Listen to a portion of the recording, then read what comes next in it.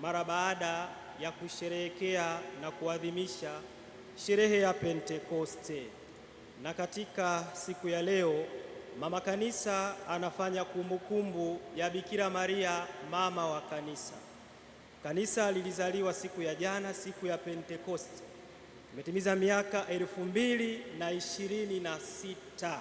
Kwa hivyo ni furaha kubwa ndani ya kanisa tunapoona kila siku kanisa linakuwa na waumini wake, familia takatifu inakuwa kumjua Mwenyezi Mungu na kumwelekea Mwenyezi Mungu.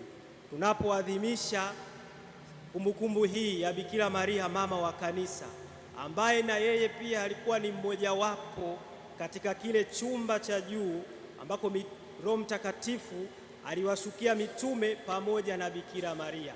Bikira Maria ambaye pia ni mama wa Mungu, ambaye alimzaa Kristo mwana wa Mungu, kichwa cha kanisa. Na hivi Bikira Maria ni mama wa kanisa.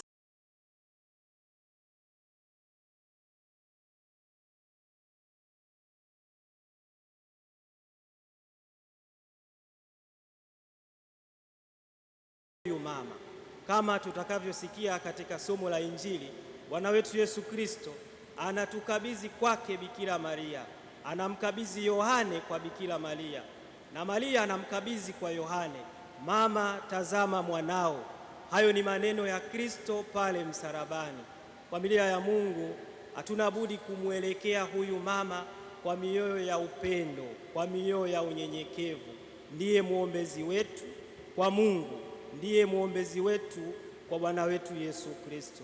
Hivi hatuna budi kuendelea kumpenda, hatuna budi kuendelea kumheshimu, hatuna budi kuendelea kumtukuza. Bikira Maria haabudiwi. Bikira Maria sio mkombozi mwenza kama Yesu. Tunachanganya nyakati fulani, tunaona kama Bikira Maria anashiriki katika safari ya ukombozi wa mwanadamu. Hapana, Bikira Maria anatuombea kwa mwanaye Bwana wetu Yesu Kristo, na hivyo anachukua nafasi kubwa ndani ya kanisa kwa sababu amemzaa mwana wa Mungu, kwa sababu ametuletea mkombozi.